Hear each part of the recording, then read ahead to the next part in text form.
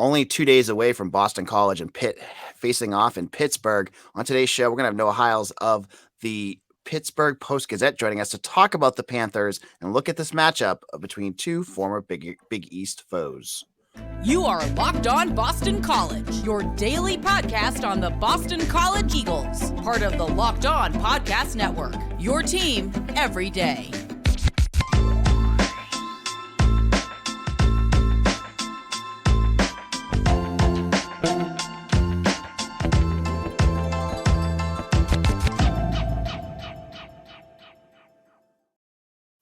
Hello, folks, and welcome. This is Locked On Boston College. I'm your host, AJ Black. Today's episode is brought to you by FanDuel. Make every moment more. Right now, new customers get $150 in bonus bets with any winning $5 moneyline bet. That's $150 if you have team wins. Visit FanDuel.com/lockedon to get started.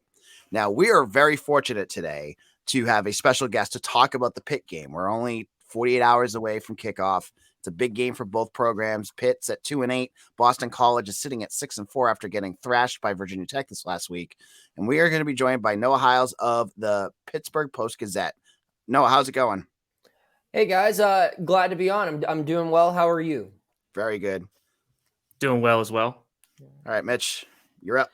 All right. So obviously, when the schedule came out, a lot of BC fans circled this game because they saw it as a rematch with not only Pitt offense coordinator Frank Cignetti, but also quarterback Phil Jurkovec. But at this point in the season, Jurkovec is no longer the starter, and Pitt could be going with a third quarterback after Christian, I believe it's Veyer, was benched last week against Syracuse. Yeah, it's unknown who's going to be the starter Thursday. Pat Narduzzi obviously keeps these things pretty close to his vest. I wouldn't be shocked if they went with a new starter, but we'll have to wait till game time to find out. But on the note of Jurkovec, I do want to say I think we will see him, just not at quarterback. I reported early October that he made the move to tight end. We've talked to Narduzzi and Cignetti about that throughout the season, and Pitt's tight end room is going to be pretty thin for this game. I wouldn't be shocked to see him get some snaps at tight end, against his old team, which I think will be pretty crazy to watch. Yeah, I think a lot of BC fans have very strong feelings about Phil Jurkovec. So the other quarterback, I believe his name is Nate Yarnell. Yes. And can you tell us a little bit about him in case he is the guy that gets the nod as the starter? Yeah, Nate Yarnell, he's the most tenured quarterback in this program right now, where if you look at the other guys, Christian Veyer and Phil Jurkovec both obviously came in here through the transfer portal last year, and Ty Diefenbach's a true freshman. Nate Yarnell has been at Pitt for 3 seasons now, a redshirt sophomore. He started one game last year against Western Michigan when Pitt's top 2 quarterbacks on the depth chart were injured in week 2 against Tennessee. And in his lone start, he was good. He was 9 of 12, I believe 175 passing yards. Don't quote me on that.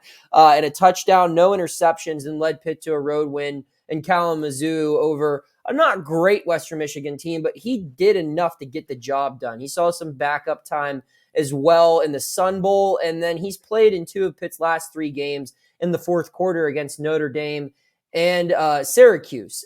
This is a guy that Pitt fans really like. I think it's natural to be a popular guy when you're the backup quarterback on a 2-8 team with the worst ranked offense in the ACC. But he showed a little bit of promise in against Western Michigan last year. And as silly as that sounds, Pitt more often than not has been a game manager away from being a competitive team. I think if they had a quarterback that was a little bit more of a game manager last year, they would have been even better than a 9-win team. And if I think they had a quarterback that, didn't throw 3 interceptions against West Virginia, or someone who could complete passes more consistently against teams like Cincinnati and Virginia Tech, this team would be a lot better than it is now at 2-8. So this is something, if he does get the start, that Pitt fans, a large fraction of Pitt fans have been rooting for. And it'll be interesting to see if he gets his opportunity. Don't you worry. We are all too familiar with the roller coaster ride that is Phil Jurkovec as your starting quarterback.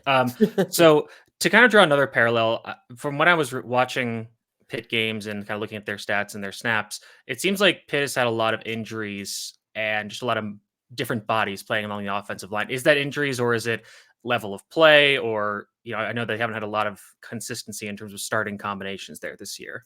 It's been both. Before the season started, they lost their starting left guard, Ryan Jacoby, who was going to be a big-time player for them this year. Matt Gonsalves, who was a preseason All-ACC left tackle. He'll be a guy that likely goes to the NFL this upcoming season. He had his season end, I believe, in the West Virginia game. So before the ACC season really even started, they lost him. Jake Cradle, another key guy on this offensive line, missed significant time this season due to an undisclosed injury. So you figure right there, those are three seniors up front that you had sharpied in to be your center and then your left guard and left tackle. And Pitt has been without them for the majority of its season. And then you look at the other guys that have been plugged in. A lot of them are young. You have Terrence Moore, a redshirt sophomore, first-year starter, starting at center right now. You have Ryan Bayer, a redshirt freshman, playing at either left tackle or right tackle, depending on who's healthy. You have BJ Williams, a true freshman, who's played at both guard spots this season and started multiple games. So it's a young line. I believe in 10 games, they've had 8 different offensive line starting combinations. And with that lack of continuity is going to come growing pains. It's going to come mistakes. And you've seen plenty of that up front from Pitt. So to draw it back to another connection to BC with Frank Cignetti, obviously people at BC got kind of tired of his offense after 2 years. And I know there's been some frustrations with him among Pitt fans. Is this an issue where there just isn't enough talent on the team, or the scheme is just that bad, or some combination of both? There's talent. I'm not sure how longer the talent will be around, but there's talent. I think the wide receiver room has some guys. It's just the challenge of getting them the football. And the same thing can be said for the tight end room. I think that Pitt has one of the more underrated tight ends in the country in Gavin Bartholomew. You would just never know because they don't throw him the football. But when you get the ball in his hands, he makes plays. But yeah, it's been a rough year for Frank. And quite frankly, no pun intended there, I don't expect him to be back. I've heard that from multiple people. And that's just going to be the reality when, again, your offense ranks near the bottom of every statistical category in the ACC. There's just been an inability to get the ball into the hands of playmakers. No matter what they really try, there's been some questionable play calling, and especially in situations like third down. And there's just been a lot of confusion. I wrote about this leading into last week's game. I don't know the updated number, but before Pitt played Syracuse, its offense had committed, I believe, 43 penalties, and 76% of those penalties occurred before the snap. So there was 26 false starts, 7 delay of games. That just means they don't really feel comfortable in what they're doing. And as a coaching staff, you need to figure out a way to make things a little bit more easy to understand. And that just hasn't been the case this year. It's been a mess, to put it lightly. All right, we're going to continue our conversation with Noah in just a moment. But passion, drive, and patience, what brings home the winning trophy, is also what keeps your ride or die alive. eBay Motors has everything you need to maintain your vehicle and level it up to peak performance, from superchargers, roof racks, exhaust kits, LED headlights, and more. Whether you're into speed, power, or style, eBay Motors has got you covered. With over 122 million parts for your number one ride or die, you'll always find exactly what you're looking for. And with eBay Guaranteed Fit, your part is guaranteed to fit your ride every time or your money back. Because with eBay Motors, you're burning rubber, not cash. With all the parts you need at the prices you want, it's easy to turn your car into the MVP and bring home that win. Keep your ride or die alive at ebaymotors.com. Eligible items only. Exclusions apply. eBay Guaranteed Fit, only available to U.S. customers. All right, folks, this is AJ Black, editor and publisher of 247's Eagle Insider, here with staff writer Mitch Wolf and Noah Hiles of the Pittsburgh Post Gazette. And we're talking about Pitt. And I'm going to let Mitch continue. Folks, you guys heard me on yesterday's episode. I'm losing my voice, so Mitch is going to kind of run a lot of this. So, Mitch, go ahead. Okay, so we'll switch over to the defense, which we obviously know is Pat Narduzzi's baby. I mean, the man is probably, I think he could give Kirk Ferentz a run for his money in terms of how much he hates offense. So Pitt is obviously known for their defense. Narduzzi has this very aggressive press quarters defense, and this year it's still good, but just obviously the results of the season haven't borne out. And some of that's luck, some of that's just this is very similar to what BC went through last year, where the offense just couldn't hold on to the ball, couldn't score points, and kept giving the ball away in very bad field position. The defense, there's nothing they can really do about it. But it seems like for Pitt this year, they don't really have that big name or game-changing player. And, years past, you guys like Kalijah Cansey, Servassier Dennis. The secondary has some good players, but I would still say, like, going back to when it was DeMar Hamlin, Dane Jackson, and kind of that group of guys, it was better and more high profile. So is that kind of what's been the problem, or is there something else that's been going on with why Pitt is struggling on defense? No, that's exactly the problem. I'll start with what you began with. Their time of possession is a huge issue with this team. Its offense is hardly ever on the field. It goes 3 and out a lot. It turns the ball over a lot, and that wears down a defense. And you see that. You see that sometimes later in games, this defense, which does a really good job in pretty much every game Pitt's played this year, aside from Notre Dame, the Panthers defense has given this team a chance to win, but the offense doesn't capitalize. And, it eventually the house of cards comes tumbling down. So yeah, I think the offense has made this defense a lot worse than what it should be. There is still a lot to like. And the second thing you mentioned there, Mitchell, I totally agree with. There's just no superstar in this defense yet. I think there are a lot of young players that in a couple of years, they might be in the same breath as a Kalijah Cansey, as a DeMar Hamlin, or a Servassier Dennis, or someone along those lines. It's just those young guys are still developing. The players that were supposed to be stars this season, for one reason or another, haven't panned out. Guys that were circled like Dayon Hayes or Bengali Kamara or Javon McIntyre. None of them have really had the seasons that a lot of people envision them having for health or just not being able to produce at a high level. And there are still talented players, though. I circle the cornerback room as still a very underrated room. MJ Devonshire is a really dangerous player that opponents should be aware of. Marquez Williams is like a 5-year starter, as consistent as it gets in the ACC at the opposite end. I'm pretty sure he played against BC when they played in 2020, which is crazy how long he's been here forever. I wouldn't be shocked if he found a way to come back here for a 7th year if he had the opportunity. He's just a guy that Pat Narduzzi loves. But yeah, it's like you said. I think you said it best. It's still a very good defense. It's just to Pitt standards, it's nowhere near what it normally is. There's the pass rush isn't there. They don't stop the run as well. The secondary is decent, but overall, it's just a down year on defense paired with the worst year possible on offense, which is how you get the 2-8. So the other thing about the defense that I've noticed is, and I mentioned this attacking press quarters style of defense, but I looked up some of the numbers, and it seems like Narduzzi is actually transitioning and adding some more wrinkles into it. So I looked it up, and so in the first 5 games, Pitt ran quarters on cover 4 on 59.6% of their snaps. In the last 4 games, that number has dipped down to 44.1%. Now, I think it's still the most of any coverage they use, but I'm seeing a lot more cover 3, cover 1, single high coverage shells. Could you, if you've also seen that, could you kind of explain, like, if there's been a player that's changed, that's been the reason for that, or a specific coaching impetus behind that change? No, I haven't noticed it to that great of a extent. That's really interesting that you pointed that out. But I think when you point out the sample size for that, I think it goes to show, or I think it says something about the opponent. If you look, aside from Syracuse, these last couple of games that Pitt has played, it's been a gauntlet.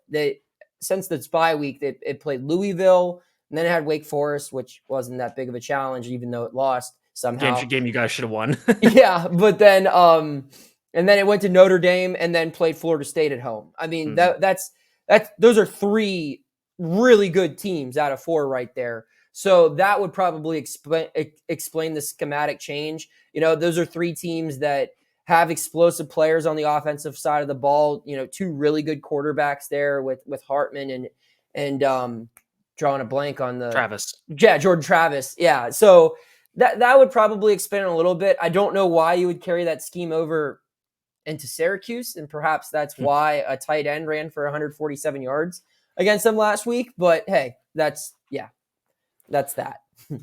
So with that in mind, I was watching the Syracuse game right before we started recording, and they deploy this kind of wildcat scheme where they have three different players lining up as the quarterback, and it's very like I said, like the wildcat, and it made me think. BC's offense is very quarterback run heavy. They use a lot of similar schemes to what Syracuse used, granted with a much smaller but possibly more elusive quarterback and a very good offensive line. And I have noticed that Pitt generally this season has done a pretty job defending the run up until this past week. So is that something that you would think BC would be able to do well continuing on into playing Pitt this week? Yeah, I think so. I just think what BC has under center and how versatile of a threat Castellanos can be, that's kind of a nightmare for what Pitt is looking to defend right now, just based off of, like I said, the fact that a Wildcat destroyed this team last week. It couldn't be stopped. And while I will say that Narduzzi's teams typically don't get beat on the same thing 2 weeks in a row, this year's an anomaly. Like nothing about Pat Narduzzi, and say what you want about Pat Narduzzi, prior to this year, it has been very consistent.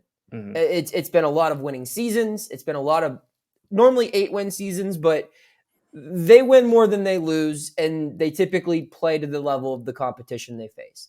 So you could always bank on this team bouncing back after a loss, stopping the run, getting after the passer, being able to run the football. You can't really count on this team to do anything this year. So I don't know if they'll learn from their mistakes. They seem pretty underprepared against Syracuse. Narduzzi even admitted this much.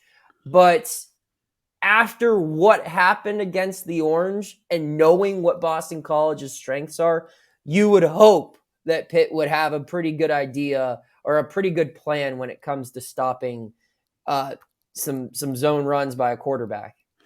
All right. In a moment, we're going to wrap things up with Noah talking about some final thoughts about Thursday's game. You're not going to want to miss that. We'll be back in just a moment. Right now, new customers can get $150 in bonus bets with any winning $5 moneyline bet. That's $150 if your team wins. The app is so easy to use. You just go onto the site, find your spread. So looking at Kansas -7.5 in basketball against Kentucky, or Iowa +11.5 against Creighton. If you're thinking about some basketball bets, you can always head over to FanDuel. So check them out. It's easy to use. Money is transferred almost immediately, so you get your cash when you win, and they have great deals. It's so easy to find the spreads and the betting action that you're looking for. So make sure you go visit FanDuel.com/lockedon and kick off the NFL season with FanDuel, the official partner of the NFL. This is Locked On BC. I'm your host, AJ Black. We're wrapping things up. Just a quick little note. We'll be back again tomorrow with Mitch. We're going to give our game preview and predictions for Thursday's game, and then we'll be back after the game itself. So if you want to go hear us go live right after, make sure you have our podcast liked and subscribed on YouTube. It's the only way you're going to find it when it goes live. All right, Mitch, you want to wrap things up? Sure. Noah, do you have any questions for us about BC football that we can help you answer? Not really. I'll be honest. This has just been a nightmare of a season to cover for Pitt, and I feel like I kind of have a pretty good idea of what's coming for the Panthers Thursday. We both feel you. We just came from a 3-9 season last year where nothing was happening. So right. Yeah, really. I mean, honestly, the narrative of what I've seen from Pitt this year is it's almost following what BC went through last year, exactly, right down to like just the offensive line injuries and just having to start like freshmen and guys who just don't know what they're doing. And I mean, the defense kind of falling off is still surprising to me. One other thing I'm kind of interested about this team is they seem to, you mentioned on offense a lot of pre-snap penalties. There also seem to be a lot of defensive penalties. And yes, BC's passing game has been, I'll say, anemic this year, with Castellanos kind of adding this extra dimension to the passing game. And I'm wondering I wonder if you think that that's something that BC should be trying to attack, or is that something that can be relied upon in terms of Pitt kind of consistently committing those penalties, or was that kind of just a few games where it just really got bad? Well, I'll say this. I think in Pat Narduzzi's defense, you're going to have that. When guys are playing so aggressive, you're going to have holding, pass interference, even a couple of roughing the passers. That's just kind of something that comes along with the style of play that they have. But yeah, it has been a little bit more egregious this year. I wrote about, and like I said on the penalty study I did, and I haven't updated it prior to the Syracuse game or after the Syracuse game, but prior to the Syracuse game, 13.8% of the penalties or 13.8% of the first downs Pitt has allowed this year are from penalties, which was the highest in the ACC. So yes, it gives away a lot of free opportunities. And as you know, any foul in the secondary is not something, it's not a little 5-yard penalty. It's typically 10 to 15 yards. And when your offense is not good, you can't afford to be making multiple mistakes like that a game. Yeah, when I looked at the stats, I found that Pitt is tied for the 6th most defensive penalties in the FBS, and they have lost the most EPA, minus 16.59 to defensive penalties of any team in the FBS. So I saw that and I was like, well, that could maybe give BC's passing game something, because they've really been inconsistent and then committed a lot of turnovers in the passing game. So I guess my final question would be, if Pitt were to win this game, how do you think what would be like the most likely path to them winning? Most likely realistic path. Okay, I'm going to give you 2 answers. One, first way Pitt wins this game, Phil Jurkovec starts at quarterback and he runs for 100, throws for 100, and catches for 100. It's the ultimate revenge game, and it will be the best game story I ever write. Now, going against the 1% chance that doesn't happen, I'll say if Pitt wins, it's going to win through playing a very conservative, clean football game, something it hasn't been able to do a lot. It'll force mistake. It'll be a typical Pat Narduzzi victory if Pitt does win. Its defense will force mistakes, and the offense will capitalize off of said mistakes. I think they're probably going to pound the rock. They're going to want to run a little bit more, especially on senior night with a senior running back like Sibo Flemister and some older guys up front. They're good. I think they're just going to really pin their ears back and be aggressive on the ground. And it'll be an ugly, low scoring defensive showdown that Pitt wins. I don't know. Like if I had to give a score, like 19-16 or something like that. I mean, honestly, that's kind of how BC wants to play games too. So that's kind of interesting. I think the interesting part about that is, BC's defense has been weird this year because during their winning streak, they were playing very well, getting a lot of turnovers. They had some issues with the run, but I thought it was mostly situational. And then Virginia Tech just absolutely blitzed them and killed them in every way possible. And so going back, it seems like they were successful because they were playing teams that were one-dimensional on offense. And based on what you've said and what I've found in my research, it seems like Pitt's offense is like non-dimensional. It doesn't exist. Mm-hmm.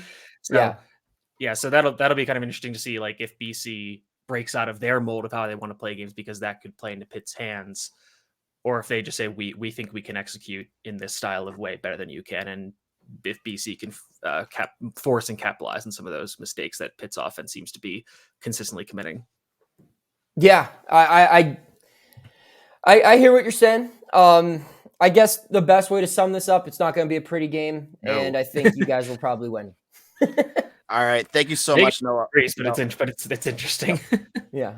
Thank you, Noah, for coming on. Where can people find you on social media? Yeah, you can follow me on X, whatever it's called now. We call it Twitter here. Don't worry. Okay, I still do too. At _ Noah Hiles. That's NOAHHILES. And you can read all of my work at post-gazette.com. All right. Thank you, Noah. And you can follow me on Twitter as well at AJBlack247 and Mitch at Mitchell T. Wolf. We'll be back again tomorrow with our predictions and preview of the game. Again, for Noah and Mitch, this is AJ Black. Thank you all for making us your daily listen every day.